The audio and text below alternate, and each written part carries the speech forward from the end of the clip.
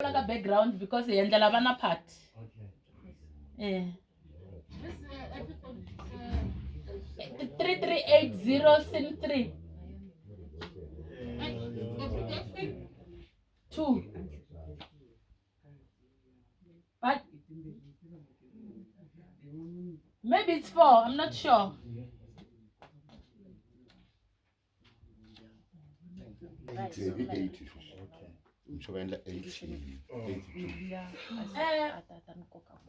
Nikambela ku vana valavo mi va nyika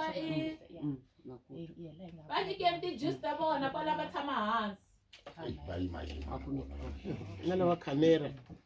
ina za ndineka hi kombela ku lava nga khoma camera a fambela halaya swi kota ku vonaka ku khisimusi ya namuntlha yo hambana anga tekele no hlekelela o wayitela kunene munhu vana va kona marimila mba vonini moni va cheka lokute majeji no ni kombela mi ta mi ta yima hala vana lava va nga ta lwela ti-toilet nga la mi ta va kota ni kombela ku lava va fana va forisa leswi hala loko byela lava camera un'we va xidloko i twa ku hisa munhu ikanda bya kona munhu ni kombela susani va lavo kwalawo lavakulu va fambela le ndhawu leyi tirha yena a ku rhumetela kunene ka mhani mevhasi na mitwa mane vagayi va wu thusa karhi leyi mi ri mi pfuna yini ka mhaka nkarhi lini kunene ni kombela ku lava vafana va yima hala tlhelo hala ku vanhwenya va ta kuma swipopana ntsena a nga lunghisangi timhaka tako u nga tsanjunya ka vanhu va wu thusa ka tirha ta swa vava kahle kahle a ku se kuva va nchumu va lava yini Abigail ni kombela u tale okay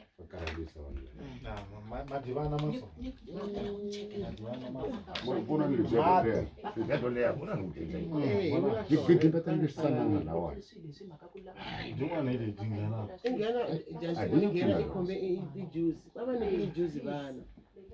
hilana swigwinyana mi rambyonisa va magwinya ni kombela ku sweswi loko se hi heta la